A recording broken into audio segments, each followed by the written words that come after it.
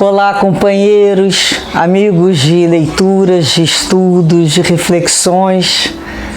É sempre uma grande alegria dizer a Deus, obrigado, Senhor, por mais um dia. Muita gratidão, Senhor, pela doutrina espírita em nossas vidas, por essa luz que nos ilumina, retirando as trevas interiores que aqui existia. Aos poucos, Senhor, e com firmeza e com muita disposição, estamos nos transformando em pessoas, espíritos diferentes, Senhor, mais atentos, com melhor discernimento, melhores escolhas, com mais responsabilidade na nossa maneira de ser, de pensar, de sentir. Vencemos o medo, Senhor, de antigos padrões e hoje temos a responsabilidade da nossa liberdade. Que dessa maneira nossos mentores e guias espirituais possam a todos nós iluminar e conduzir para cada vez mais sentirmos a presença desses benfeitores em nossas vidas. Nosso estudo nessa playlist, que tem o título do livro Fonte Viva, são mensagens trazidas pelo Espírito Emmanuel, psicografada por Chico Xavier, e a nossa leitura hoje será a mensagem do livro número 128, que tem como título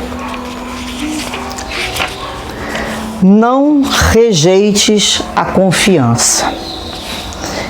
E ele nos traz de início uma passagem de Paulo em sua carta aos Hebreus, no capítulo 10, versículo 35, em que o apóstolo ensinava: Não rejeiteis, pois, a vossa confiança, que tem grande e avultado galardão.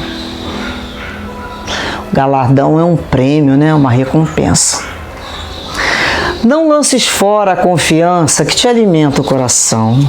Muitas vezes o progresso aparente dos ímpios desencoraja o fervor das almas tíbias.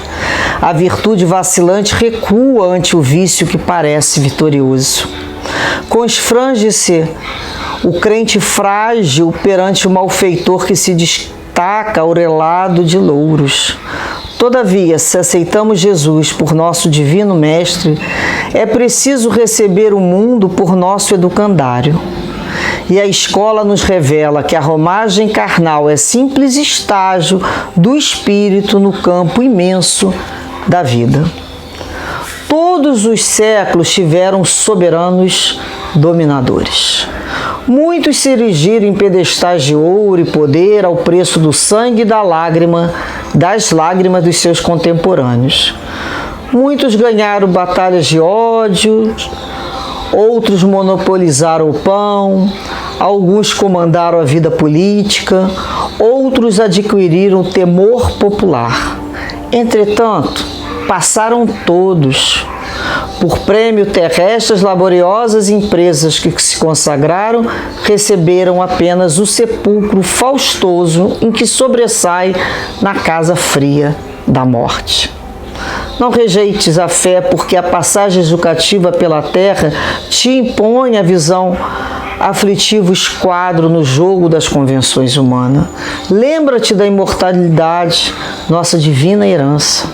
Por onde fores, conduze tua alma como fonte preciosa de compreensão e serviço. Onde estiveres, seja generoso, otimista e diligente no bem. A carne é apenas tua veste. Luta e aprimora-te, trabalha e realiza com Cristo e aguarda, confiante o futuro, na certeza de que a vida de hoje te espera, sempre justiceira amanhã. A gente fica pensando, né, assim, como essas mensagens independente do ano, da década, do século que foram escritas, são sempre tão atuais. Como o espírito humano ainda vivencia esses mesmos tipos de conflitos, de dúvidas, de operância. Mensagem de Paulo, né? Para que não rejeitei, pois, a vossa confiança, não lança fora, né? O que você já tem no teu coração. Muitas vezes nós lemos por histórias que aprendemos nos colégios ou conhecemos fatos da atualidade em que pessoas muito poderosas, em pessoas que foram malfeitores, tiranos, têm uma série de vícios, estão bem.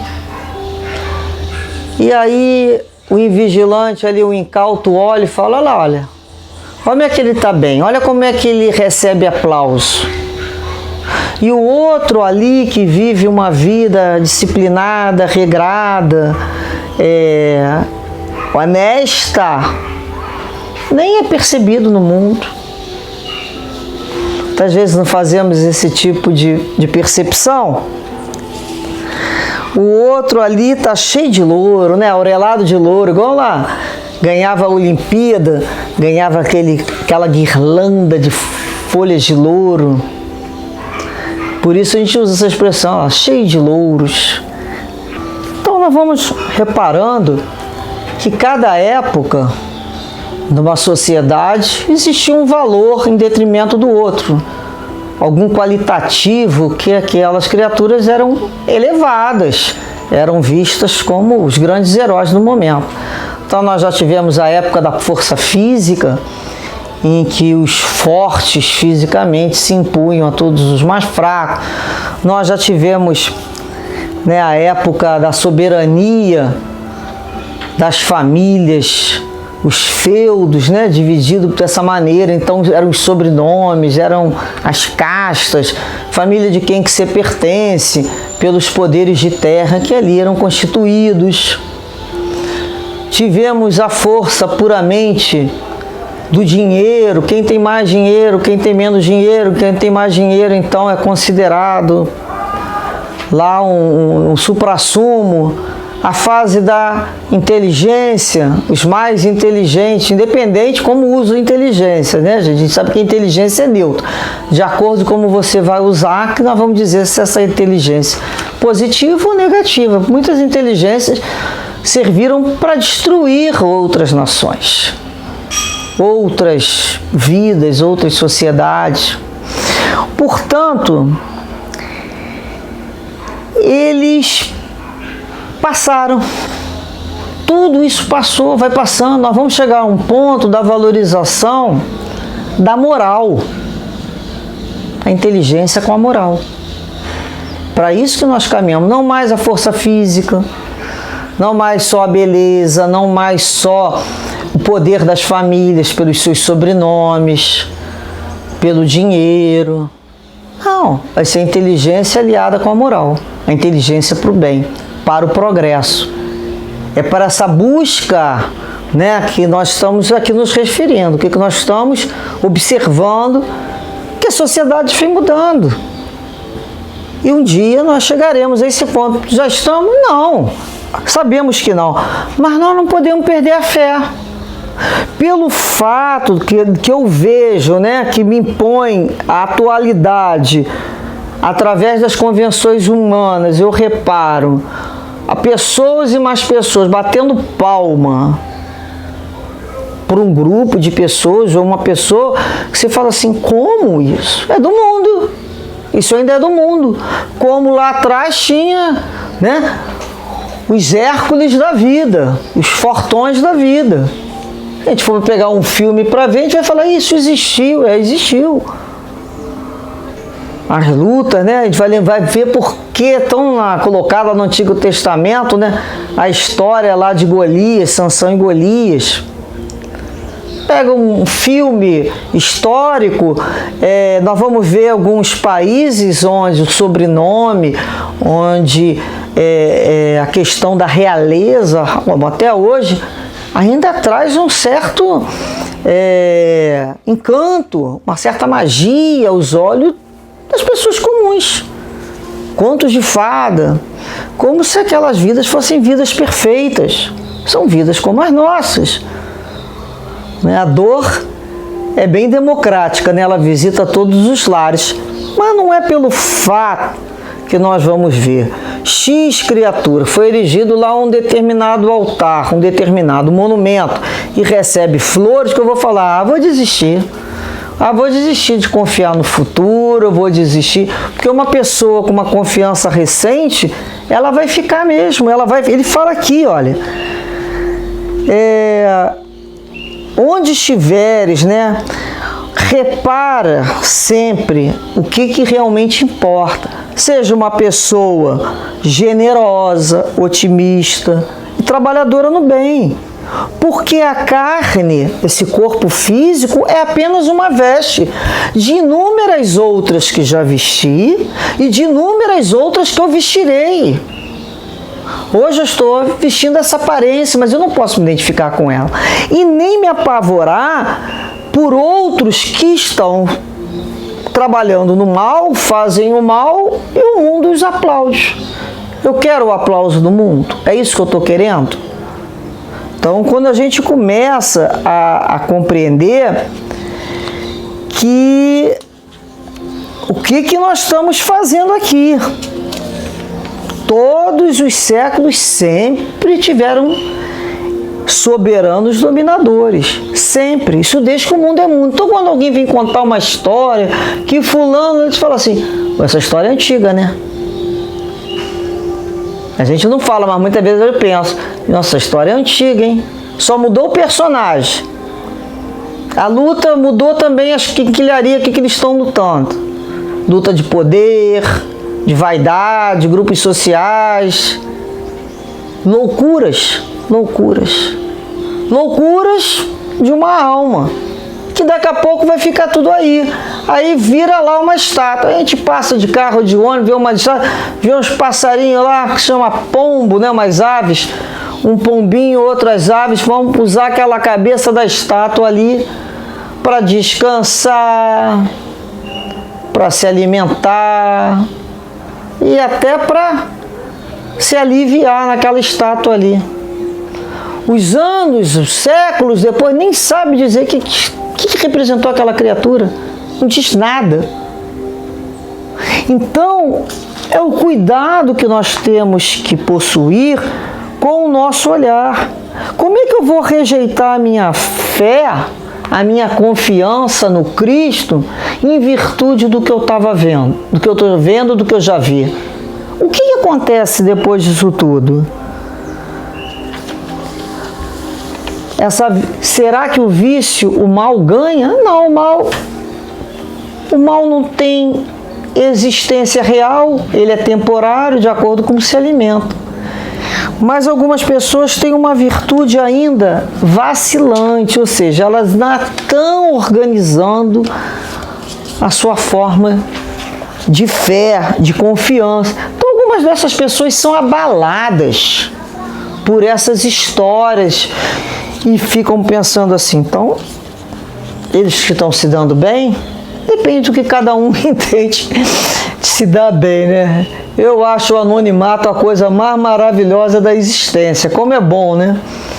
A gente pode viver, tentar acertar, errar, e ninguém nos reconhece muito na rua. Isso já deve ser, eu acho que isso deve ser um grande alívio. No livro Lázaro Redivivo, psicografado por Chico Xavier, uma mensagem do irmão X, é o caso do rico, que nós vamos saltitar em pedaços a lição, mas é para buscarmos aqui a essência principal dessa história. E ela vai contar sobre o rico da parábola, que queria voltar à terra a fim de anunciar a verdade aos parentes. Vocês não lembram daquela parábola que Jesus nos conta sobre Lázaro, que era o pobre e rico? Lázaro vivia recolhendo as migalhas daquele rico. E um dia os dois desencarnaram. O pobre, que é o Lázaro, que já tinha passado, feito, pago lá sua dívida com a lei, foi recebido por Abraão, já tinha sofrido muito. E o rico ficou distante, existia um abismo entre ele e Lázaro. E ele pede, ó Senhor, Abraão, o pai deles, pede pelo menos que Lázaro venha umedecer a minha boca, os lábios. Ele falou, não pode, porque é um abismo muito grande. São situações muito longe, muito distintas espiritualmente um do outro. Ele não fala aqui de um abismo geográfico, ele fala daquela longa distância, que não tem como você dar um salto para estar na posição, na faixa evolutiva que o outro vivenciou, que soube conquistar. Então, ele tinha sido um homem que despojara viúvas, perseguira os órfãos desprotegidos, provocou a falência de homens honestos, faltara princípios de caridade. Então ele vem falando uma série de coisas. Receando o futuro, ele não guardou considerável haveres para os filhos. Rodeou os filhos de vantagens e facilidades econômicas, à custa do angustiado suor dos humildes, por ele convertidos em escravos sofredores. Enfim, ele foi cruel e fazia jus à sua punição. Entretanto, ele não se conformava com a impossibilidade de encontrar família. Por que ele não podia voltar à terra e renovar a concepção da mulher e dos filhos, ou seja, modificar aquilo que ele tinha dado como exemplo? Quero ir lá falar com eles, Quero ir lá falar para meus filhos que não é nada daquilo que eu ensinei para eles. Tudo não valeu a pena nada daquilo que eu fiz. E aí, ele ia falar, corrigiria tudo a tempo. Mas Abraão, o pai Abraão, não dava qualquer esperança de retorno a ele, não. Então ele estava amargurado quando alguém surgiu lá no seio das sombras. A princípio ele não reconheceu o recém-chegado, mas depois de um abraço o visitante exclamou, não se lembra? Retribuiu emocionadamente, recordava-se agora.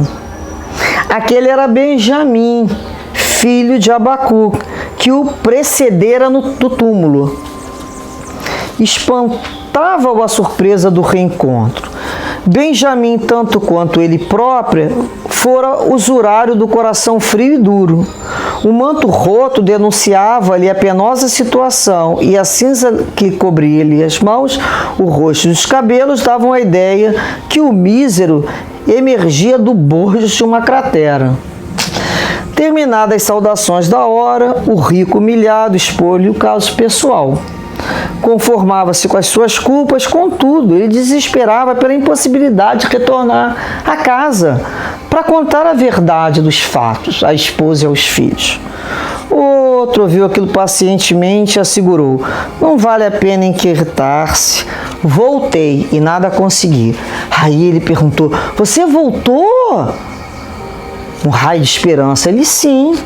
E chegou a visitar sua casa, sua mulher, seu filho, suas servas, suas propriedades, suas terras, seus jumentos, seus camelos e seus bois. Eram assim que eles falavam. Sim. E ele continuou, rico. Visitou o templo? Visitei. Tornou a cruzar nossos campos? Tornei. E o rico chegou a duvidar as aflições do momento e, contemplando o interlocutor, admirado, prosseguiu. E os familiares reconheceram-no? Aí o interpelado entrou em silêncio, algumas lágrimas umedeceram os olhos, e ele informou com desapontamento. Visitei a família. Detive-me nas propriedades que julguei que me pertencesse. Rendi homenagem aos tesouros da nossa raça, mas ninguém me reconheceu. Decorrido alguns dias sobre a morte do meu corpo, desarmonizaram-se meus filhos por questões da herança que lhes deixei. Rúben amputou o braço de Eleazar numa cena de sangue. Esaú amaldiçoou os irmãos e entregou-se ao vinho pela ausência do trabalho. E Simeão enlouqueceu no vício. Minha esposa, não obstante a idade, apaixonou-se por um rico mercador de tapetes que se assenhorou do nosso dinheiro e das preciosidades domésticas que me eram mais caras, conduzindo-a para Cádiz. Minhas terras de Gaza foram vendidas a qualquer preço a libertos romanos. Meus camelos foram entregues a troco de reduzidas moedas, a velhacos. E aí ele foi contando tudo o que aconteceu, que a propriedade dele foi sendo desfeita.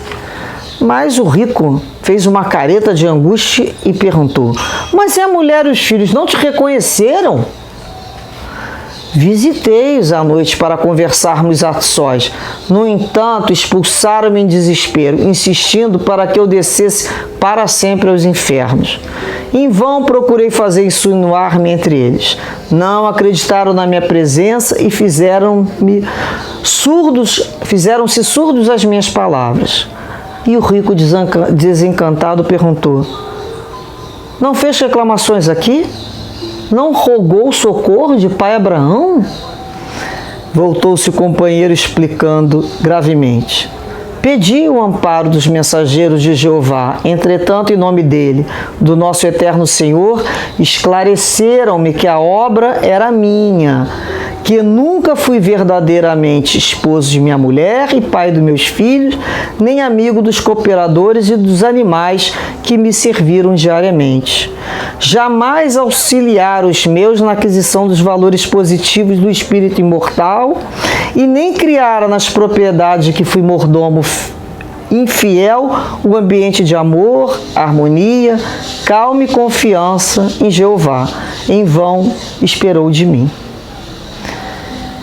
Apegaram simplesmente à usura, ao egoísmo, à admiração e culto de mim mesmo, dilatando a vaidade da minha dominação indébita.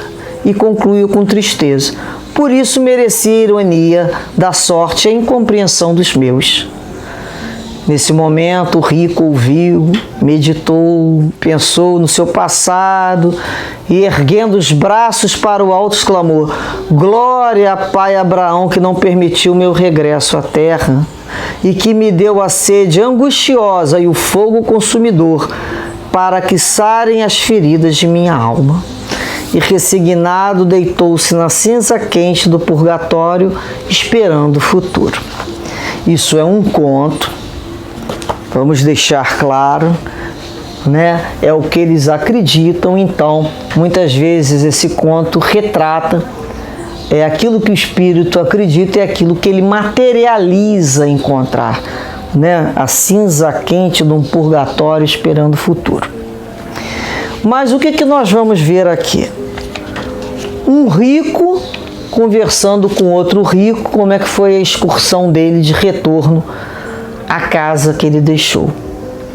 Ou seja, a confiança que ele achou do domínio que ele teve sobre a matéria entre os seus, de nada valia após o seu decesso do corpo físico. Nem os seus parentes o queriam por perto. Queriam mais que ele se afastasse. Portanto, ele demonstrou aqui como lhe faltou a confiança, né? Ele fala aqui, olha: o ambiente de amor e harmonia, calma e confiança que Jeová em vão esperou de mim.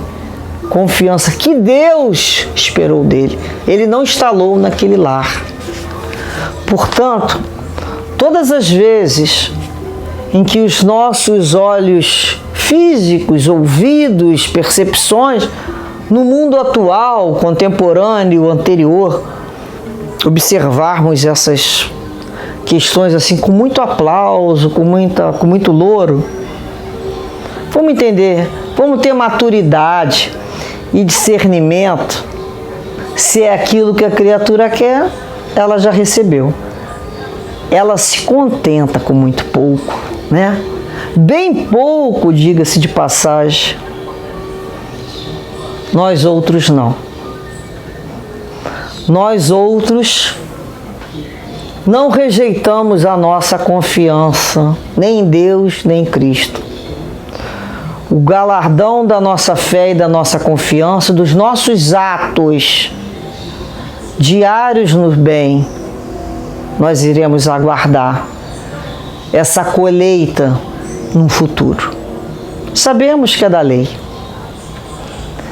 Os elogios, as vaidades, as honras, tudo passageiro, passa tão rápido. E aqui nenhum de nós quer virar ponto para passarinho pousar, não é mesmo? Alguns até merecem as suas estátuas, mas outros não temos ideia de quem foi aquele espírito. Portanto, companheiros, a humildade de vivermos com a honestidade,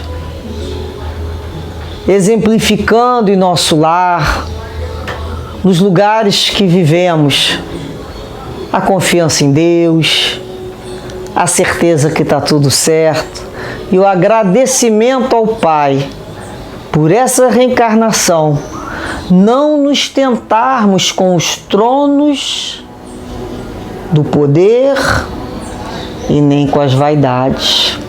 Não saberíamos dizer se temos suficientemente dentro de nós a confiança no Pai bem instalada, ou se trocaríamos tudo. Não sabemos. Não sabemos o que uma cadeira, dependendo dessa cadeira, poderia representar como resultado de futuras reencarnações. Que Deus assim nos abençoe, nos proteja, que a nossa confiança no Pai seja sempre fortalecida, potencializada, porque se uma coisa que nós já queremos aqui é o amor infinito de Deus, são as bênçãos de paz que Deus nos oferece, pela proteção,